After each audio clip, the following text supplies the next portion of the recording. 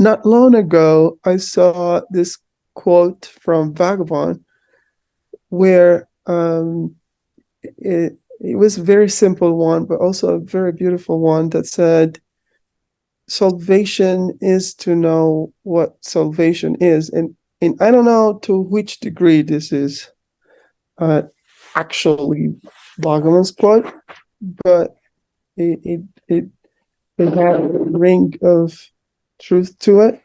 And I wanted you to elaborate a little bit on what is it, what salvation, what is it that is meant generally in the spiritual realm by salvation? What does salvation is, knowing what salvation is, mean? Could you please elaborate on that?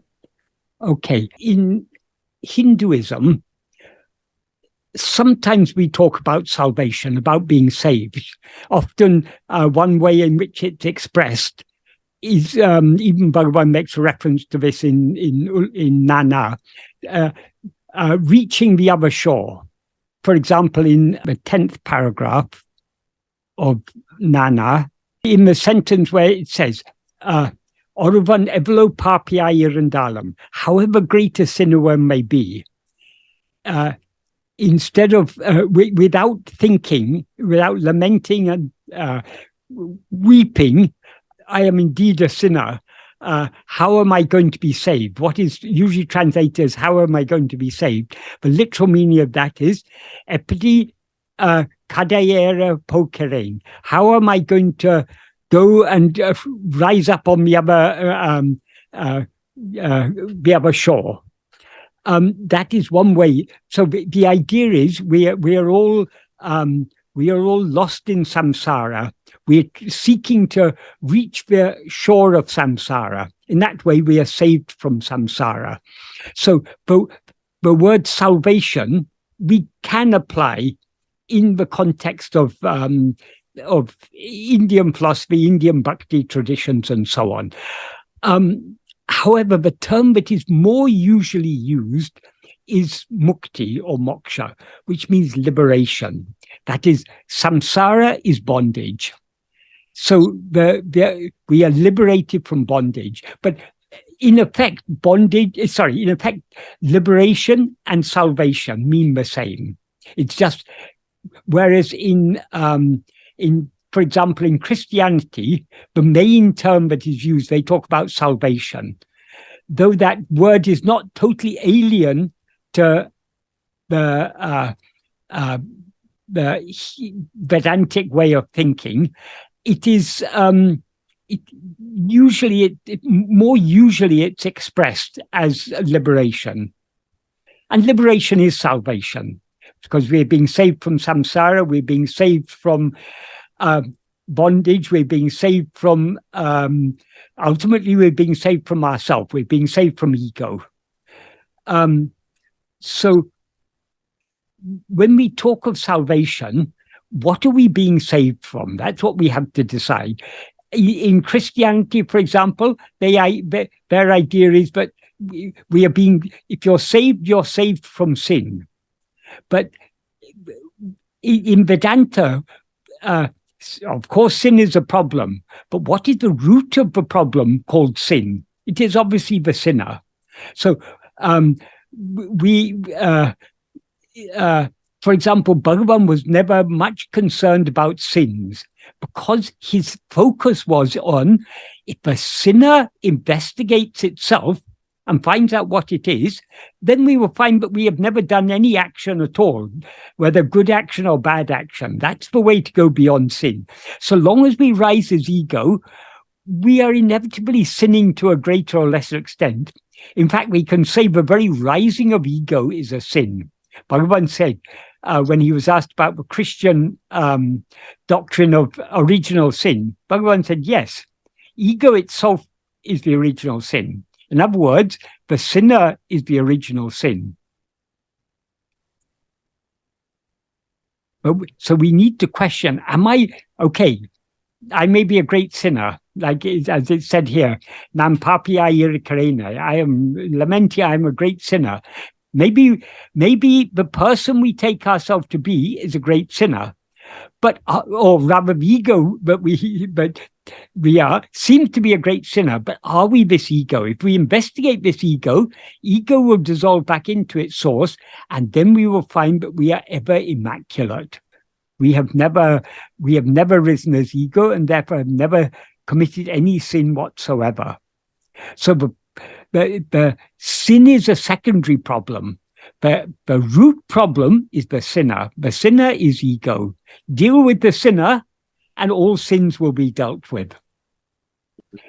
Be saved from the sinner, and you're saved from all sins, in other words. Be liberated from the sinner, and you're liberated from all sins. But what is it that is liberated? What is liberated is what is eternally liberated, because when ego is removed, what is it that remains? It is only our real nature, what we actually are, the infinite ocean of Satchidananda, what we actually are. So that is what remains in salvation. So that is liberated, but it's not newly liberated because it's eternally liberated because it was never bound. So the bondage is only for ego.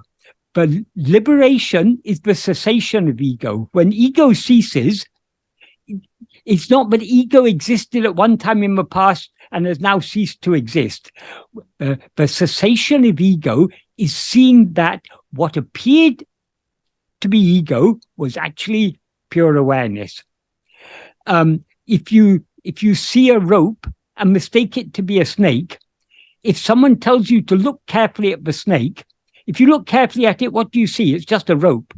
So metaphorically, we can say, you've now killed the snake. The snake has ceased to be. But has the snake actually ceased to be? No, because it was never there in the first place. Likewise, though we talk about eradication of ego or destruction of mind, manonasa, there's nothing actually to be destroyed. But how we destroy it, metaphorically, is we look at it very carefully and see that it doesn't actually, but what it actually is not ego or mind, is only the ever liberated pure awareness, pure being. So it could be said that knowing ourselves is salvation, and when he says no, salvation is knowing what, well, allegedly, when we say here that salvation is knowing what salvation is, that could also be the same as saying salvation is knowing what we actually are. Yes, but I don't think Bhagavan would have said that. The thing is, a lot of things were recorded. Bhagavan said things. The people who recorded things often didn't have a very deep understanding. So they would have recorded things. The words may sound nice, but it's not actually what Bhagavan said. For example, Bhagavan gives a nice definition, or a practical definition, let's say, of liberation in the 16th paragraph of Nana. He says, Bandatil irkum tanya endru vicharitu tanyatata sarupate terindu kolvade mukti. That means investigating who is oneself, who is in bondage, knowing one's yatata sarupa, one's actual nature, alone is mukti. So if we investigate what we actually are, and thereby know our own real nature, that is mukti. So if we investigate the one who is in bondage, we will thereby find that which is eternally liberated, namely what is in bondage is ego. If we investigate ego, we will find it the ever liberated pure awareness. And that, in effect, is ending the ego, or eradicating. In effect, it's ending the ego, but it's actually there never was any ego to end. But from the perspective of ego that now seems to exist, we can say that is the ending of ego. From the perspective of our real nature, our yathartha sarupam, we were always that. And what is it that knows the yathartha sarupam? It's obviously, it cannot be ego that knows the yathartha sarupam. Yathartha sarupam means actual nature. Can ego know its actual nature? No. It must try to know its actual nature. It must try to know what it actually is. But as soon as ego knows what it actually is, it ceases to be ego and remains as it actually is.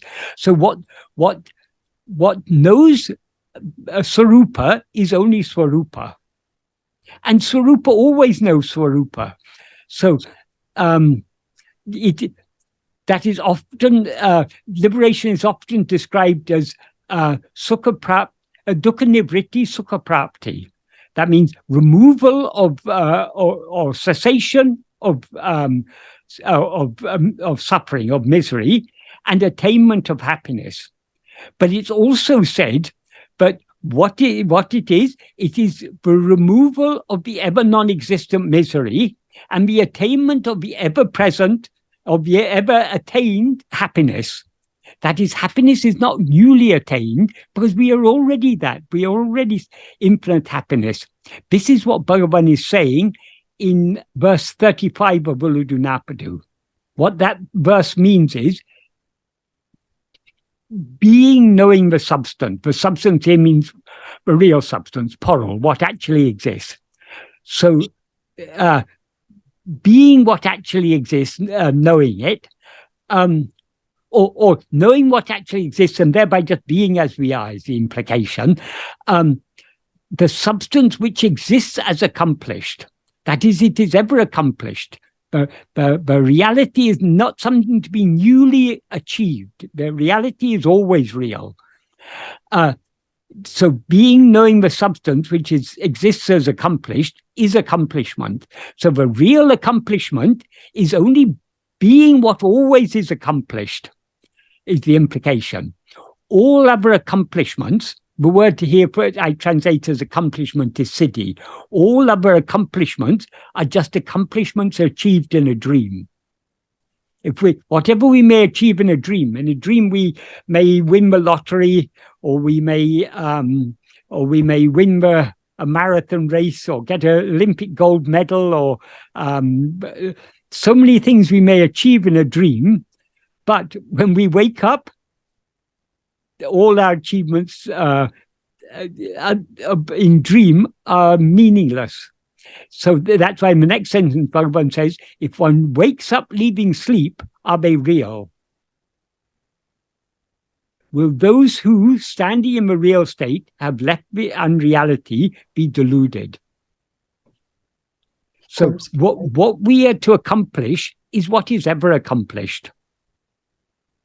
So it's that why vasanas are so damaging, because they take the happiness that is ever accomplished and they put them, metaphorically speaking, behind material objects.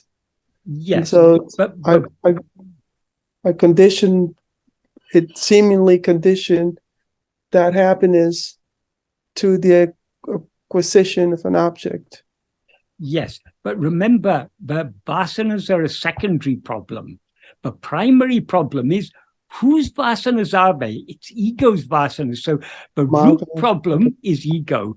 I do that. And I put that happiness. Yes, it is the nature of ego to have vasanas. Because as Bhagavan says, grasping form, it comes into existence. Grasping form, it stands. Grasping and feeding on forms, it flourishes abundantly. Leaving form, it grasps form. That is the very nature of ego. That's what he says in verse 25 of Uludunapadu.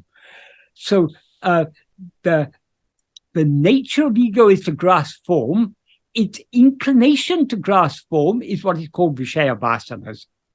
So the Vishaya Vasanas are not ego, but it's the nature of ego to have Vishaya Vasanas. That's why the Vishaya Vasanas are the subtlest of all the sheaves. That is the Anandamaya kosha, or will. That is that consists only of the vasanas. So that is not ego. Ego is that whose vasanas they are. Vasanas means inclinations. You can't have inclinations without something that is inclined. What is it that is inclined to seek happiness here or there? It is ego. So it's in a way it seems like a illogical impossibility that me being happiness, I put that exact same happiness behind material objects. It's not like Vasana comes out of nowhere and decides to force me into that. I do that. Me as ego decide exactly, I'm going to be happy when I get this computer or that car. Put it behind that. The thing is, when we rise as ego, we, the one unlimited whole, seem to become a limited entity. We are limited to the extent of this body. So since we have seemingly made ourselves finite, we cannot experience the infinite happiness that we actually are, so long as we experience ourselves as finite. So the problem is the limitations that we set on ourselves. Because we've set these limitations on ourselves, we seem to be something other than happiness. So since we seem to be other than happiness, or since happiness seems to be something other than ourselves, where do we seek it? We don't seek it in ourselves because we seem to be lacking in happiness. So we seek it outside. So when ego is Maya, it conceals our real nature, which is infinite happiness. And because it has concealed our real nature, in the view of ego, happiness is lacking in itself. Since it's lacking in itself, where is it to get it? Only from outside itself. So this is all that is, as Bhagavan often said, Maya is nothing but this ego. And if we think about the nature of ego, it's very clear why. As soon as we limit ourselves, we seemingly separate ourselves from the infinite happiness that we actually are. Since we've separated ourselves from it, it seems to be something other than ourselves. Since it's other than ourselves, we have to find it outside ourselves. And so we go out, we have such strong inclinations to seek that happiness outside ourselves. Those inclinations to seek happiness in this or that are what are called Vishaya Vasanas. It's the very nature of ego to have these Vishaya Vasanas. But we should always remember the Vishaya Vasanas are not ego. The Vishaya Vasanas are the inclinations. The one who is inclined, that is ego. So it's my inclination to put happiness outside in things that I'm seeing. You can't help doing that, because once you've limited yourself, you seem to be separate from the infinite happiness that you actually are. Since happiness seems to be something other than yourself, where do you find it? Outside. If it's other than yourself, you've got to find it outside yourself. So then that pursuit is what leads to karma. Yes. That is, the vasanas are the seeds that prompt us to do action. Because happiness lies in external things, because I will be happy if I get this car, or I'll be happy if I get a promotion in my job, or I'll be happy if I have that nice tasty meal, or I'll be happy if I win the lottery. Because I wrongly believe that happiness is to be achieved from external things, I cannot achieve that happiness that seems to lie in external things unless I do something to get those external things. So if happiness lies in money, I must work hard to get money. If happiness lies in being very learned, then I must study and study and study. So all that is the Vishaya Vasanas inevitably lead to action. So that's why Vishaya Vasanas are sometimes called Karma Vasanas. Karma Vasanas and Vishaya Vasanas are one and the same thing. Why do we do action? In order to get happiness from Vishayas. Right. So in essence, all action is foolish because it feeds my primary error. Exactly. Of put in that condition that should Yeah. not be there in the first place. But it's a secondary or tertiary folly. The primary folly is rising as ego. The secondary folly is believing that happiness lies in external things, which is a result of this primary one. Because happiness lies in external things, but the tertiary, the third problem is we begin to do actions to get the happiness that lies in these external things. Right.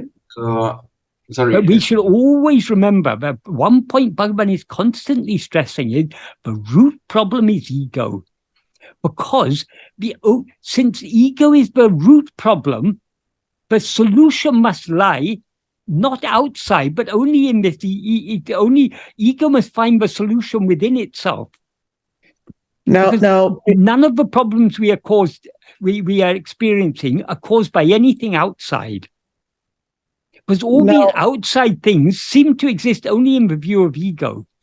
So the problem is ego, and the solution must lie in ego. Now, when I put happiness behind material objects or any sort of perception, yes, I don't just do it in a very slight way. I guess I engage in it in such a way that when I want to revert this process, it takes a lot of practice on my side to undo this habit. Yes. It's not just a habit. That is, as I say, it is the very nature of ego. So we always have to bring it back to the problem is the vasanas are a problem. But there is a secondary problem. The primary problem is ego. So it's my own nature. This is why it takes supreme love, because now I'm swimming against my own actual nature. Yeah. We are swimming against the nature of ego. But the nature of ego is contrary to our real nature. So by holding on to self-attentiveness, we are denying our ego nature and affirming our real nature. Because our real nature is pure awareness. Now, this is where Viveka comes along, because I have to understand it to a certain degree. Yes. To be able to swim against my nature. Your ego nature.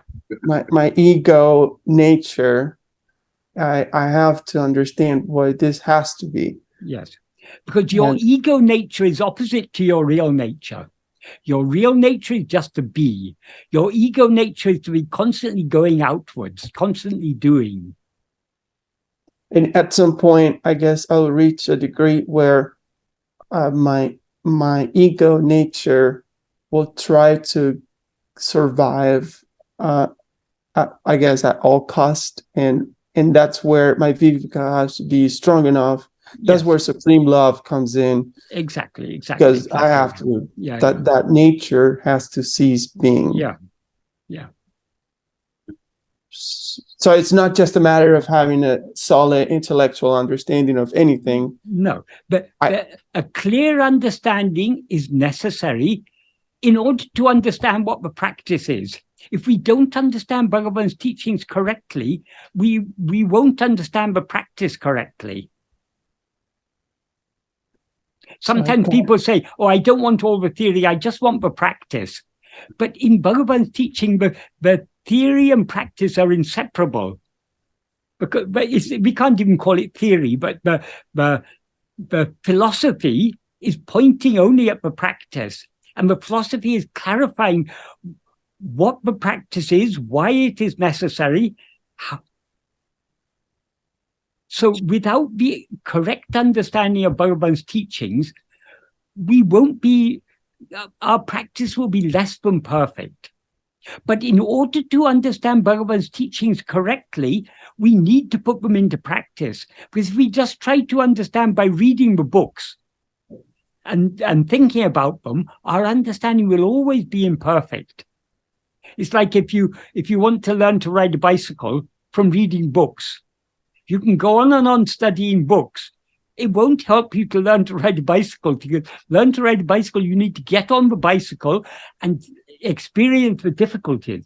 When you experience the difficulties, then all that you've read about it will become clearer to you, because all those difficulties are explained in what you were reading, but you weren't understanding them fully previously because you had never actually tried to put it into practice. So the practice is all important. That is, we need to understand the teachings correctly in order to put into practice. But the extent to which we can understand by mere reading and Sravana Manana, reading about it and thinking about it, is limited. But we can understand enough to begin to put it into practice. The more we put it into practice, the more all that we have read will become clear to us. That is, Bhagavan's teachings are very, very simple, but very, very deep. So when we first read a text like Nana or Ulujunapadu or Upadeshundya, we understand something, but our understanding is very superficial at first. But the more we go into we put it into practice, the clearer what Bhagavan has written in these texts will become to us. Right, but when I put it into practice and try to have an understanding of what the teachings are and the implications and try to go within everything, what I notice is that it gets harder and harder because my attention tries to leave its place and it tries to, I try to seek out that it's like my habit, my inclination of putting happiness outside gets stronger and stronger as opposed to getting weaker and weaker. And it is very that is difficult. The more clearly we understand what the practice is, the more we recognize how reluctant we are to actually put it into practice. So long as we didn't have a very clear understanding of what we're supposed to be doing, it may have seemed relatively easy. But the more clearly we understand what is meant by self-attentiveness, the more we recognize how little liking we have to be self-attentive. Because if we're really self-attentive, we're putting our head on the chopping block. We're stepping over the edge of a cliff, and we're not yet ready to step over the edge of a cliff. We're not yet ready to put our head on the chopping block, because we know as soon as we put our head on the chopping block, the guillotine is going to fall down. So we find every way possible to avoid putting our head on the chopping block. So the more clearly we understand Bhagavan's teachings, the more clearly we will understand how little liking we have for it. But there's no other way. We have to practice it. However much we may try to resist, we need to continue practicing because this is the only way to break down the barriers. So that's what grace comes in, right? Yes, and that is why Bhagavan in Aksharamlai describes this as Aral Poratam, the warfare of grace. It's the warfare between our satvasana, or liking to turn within, and all our the vast army of Vishaya vasanas. And why is it called the warfare of grace? Because the satvasana is grace working within us. That is, grace manifests in our heart as satvasana, as the liking to turn within. So actually what is fighting this battle is only grace. But we have to play our part. We have to cooperate with grace by trying to turn within. Until grace alone remains. Until grace alone remains, exactly. That's why Bhagavan often used to say, grace is the beginning, the middle, and the end. It's grace that has drawn us to this path. It is grace that motivates us to follow this path. And eventually, it is grace that will swallow us. And when grace has swallowed us, what remains? Only grace. And that grace is Bhagavan itself, Bhagavan himself. Bhagavan and his grace are not two different things. When ego goes, all vasanas go. Everything goes. Okay. Bhagavan says it very simply in verse 26. If ego comes into existence, everything comes into existence. If ego doesn't exist, everything doesn't exist. Ego itself is everything. So all these vasanas, they come into existence only when we rise as ego, because how can vasanas exist without ego? Because whose vasanas are they? They're ego. Vasanas means inclination. You can't have inclinations without something that is inclined. So what is inclined is ego. Got it. Got it. So, yeah, so I can see how what I today experience as me having been born and everything is predicated on me experiencing myself with this ego nature and me seeking happiness outside. Exactly. Okay. Yeah. The root cause is ego. And what is ego? Ego is nothing but a false awareness of ourself. It's an awareness of ourself as I am this or I am that. Whereas what we actually are is nothing other than I am. So the ego is the adjunct conflated awareness. I am such and I am this person. I am such and such person. I am this or I am that. Remove the adjuncts. What remains is the pure I am. That's why Bhagavan says in verse 25 of Uludunapadu, seeing oneself without adjuncts is seeing God. Because God exists as oneself. God shines as oneself. And that is happiness. That is happiness. Thank you. Okay, that was a very good question. By the way, that quotation, I doubt if that is what Bhagavan said. I think that's Bhagavan would have said something, someone would have understood in their own way. I figure. But Bhagavan would, for who is it who is seeking salvation? Who is it who is in bondage? That's why I referred to that sentence in the 16th paragraph where he says, investigating oneself who is in bondage, or investigating who is oneself who is in bondage, and thereby knowing one's real nature alone is liberation. Can I ask one thing, Michael? Yes. It's about the verse 25 that you mentioned earlier. Yes. When Bhagavan says, grasping form, it comes into existence, grasping form, it stands, and grasping and feeding on form, it flourishes abundantly. Yes.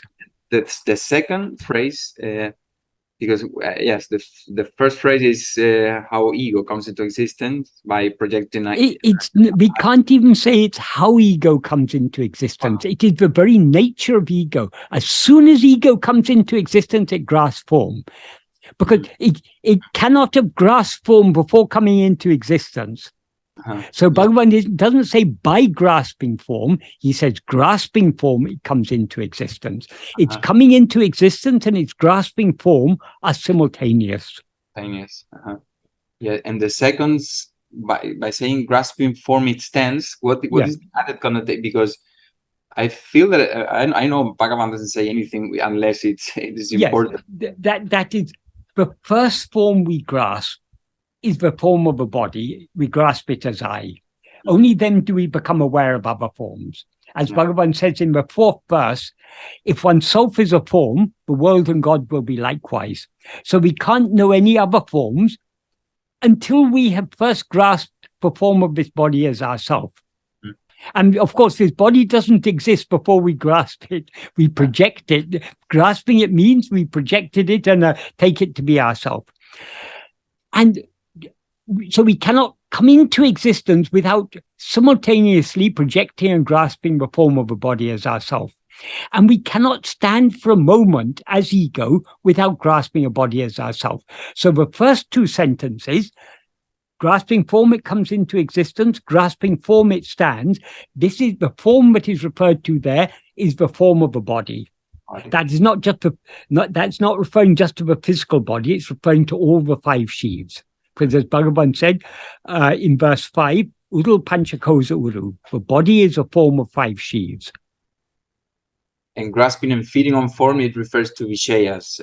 All other forms. All other That is, as soon as we are aware of ourselves as this form, we're aware of so many other forms. Yeah. Now, Michael, this is whatever I'm aware of. This could be sound, Anything. color. Form doesn't just mean physical forms. It means anything that is in any way distinguishable from anything else. So all the physical phenomena and all mental phenomena, all the thoughts, feelings, emotions, these are all forms. Everything, he says in verse 26. Everything, yeah. Everything. Anything that has any measurable quality. Yes, anything that is in any way distinguishable from anything else. Got it. And that which is formless is infinite, because a thing is only finite because it has certain defining, distinguishing characteristics. That which has no distinguishing characteristics is thereby infinite.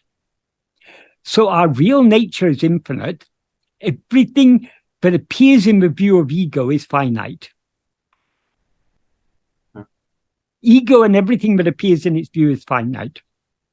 Now, I don't want to put much importance on that which is seen, but I do have the question of the what is it that decides what forms are going to be there for the ego to see? And is it like, because I understand that in verse 26, if ego comes into existence, if ego comes into existence, then everything comes into existence. Is it as in, say I have a video game console, I put the game in, so as soon as I turn the video game console on, the entire thing comes into existence. But the video game console is not deciding what will be rendered on the screen. I am deciding it.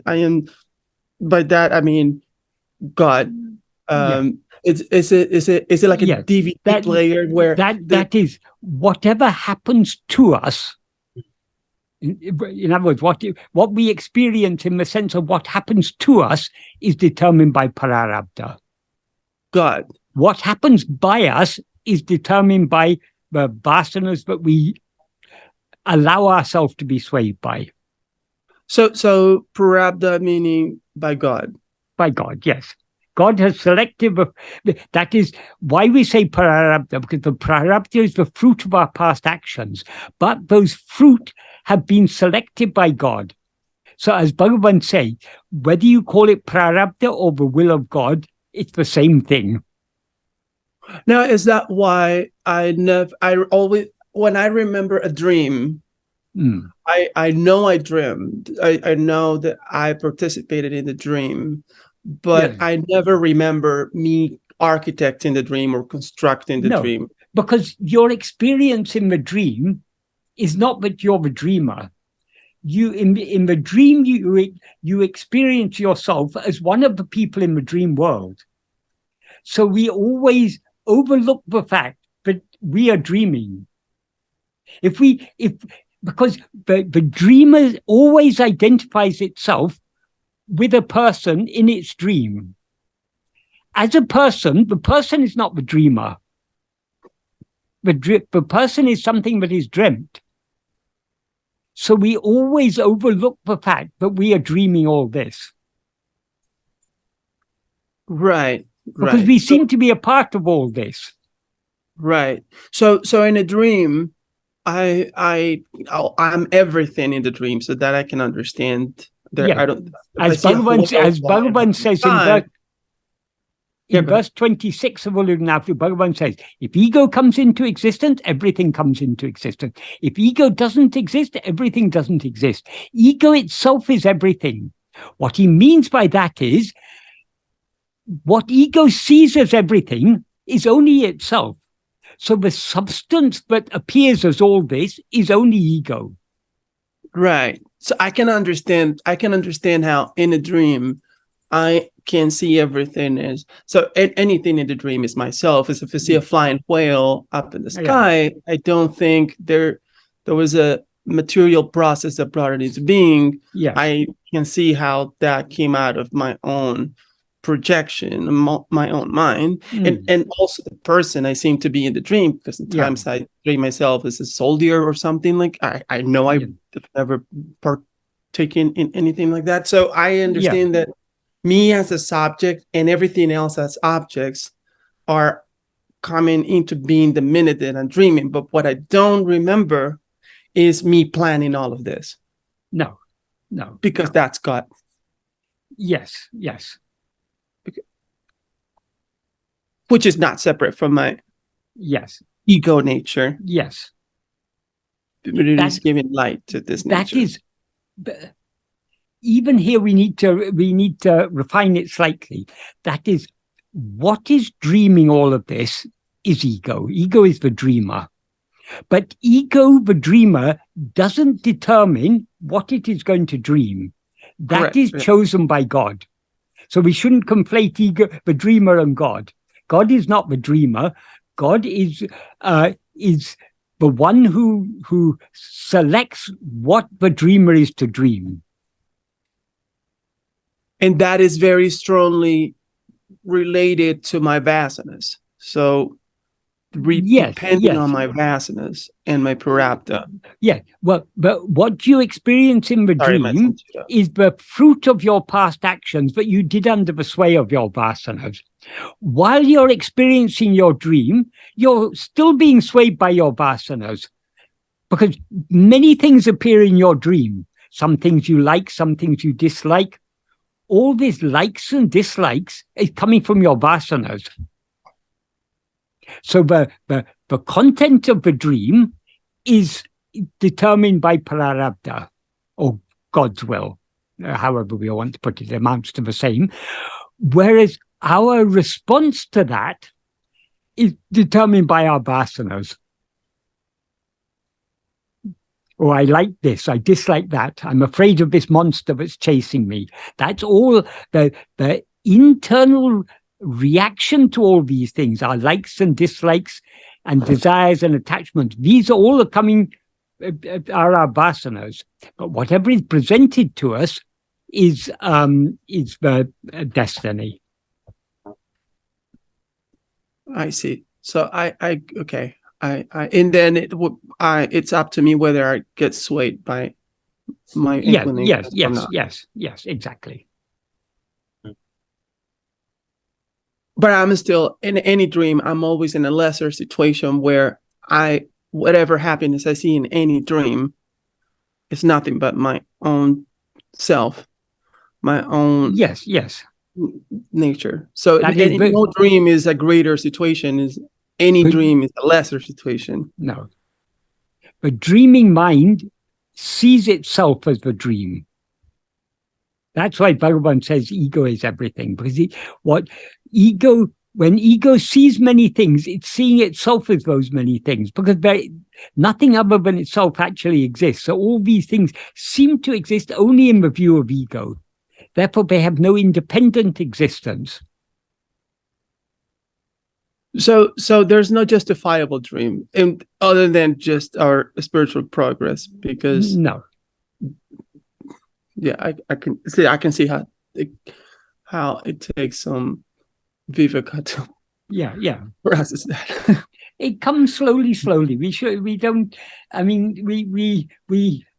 cannot rush these things.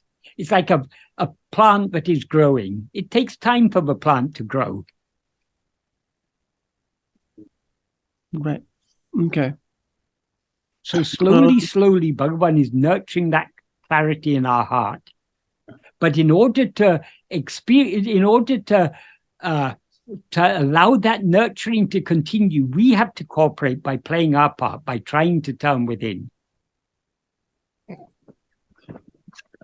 Right. So that's why it takes, again, supreme love to because saying that there's no justifiable dream. I'm also, that also implies that there's no, even this waking state is not justifiable, in the sense that I think the entire goal is to be happy. But if happiness is our nature, and it's put behind objects, then there's really no justifiable situation for ego nature to even exist and be present. And so there's no justifiable reason to rise as ego. No. Okay. And that's why the nature of our practice is, as Bhagavan says in that verse of paragraph 11, of Nanaris, as in when thoughts arise, yes, then and there it's necessary for us to, because there exactly. It's the point where everything comes into existence. Actually, we are swayed by vasanas. We take ourselves to be the doer.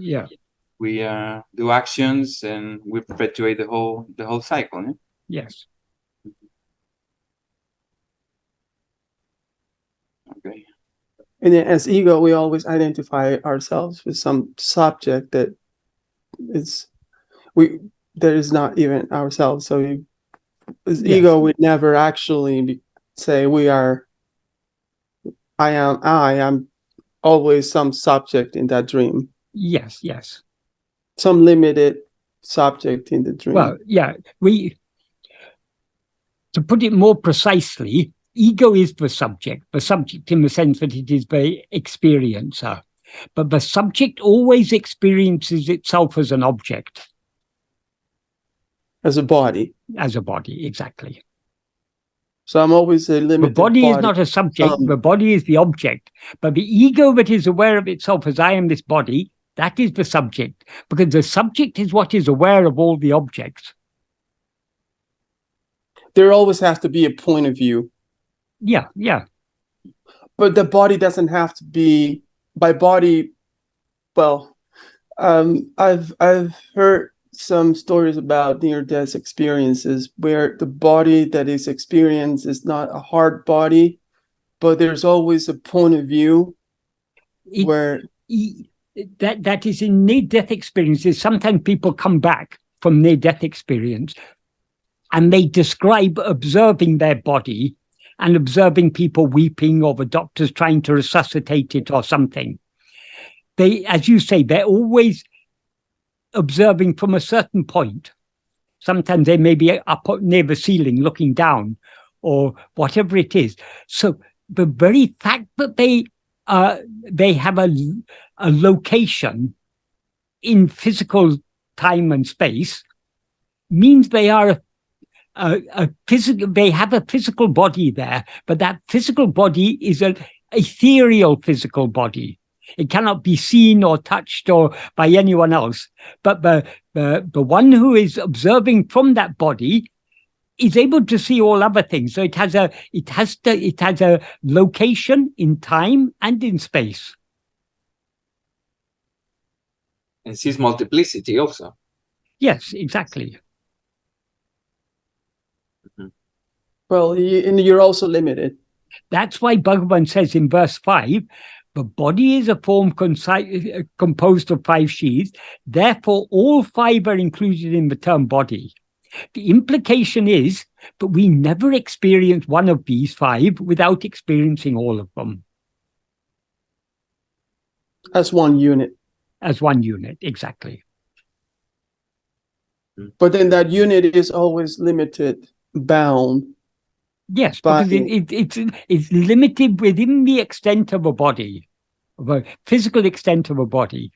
Right. So it's limited by time and space and everything. Right. It's not like I can't fly today and go to work and just fly my way into the office. I'm limited to the fact that I have 2 legs. Yeah.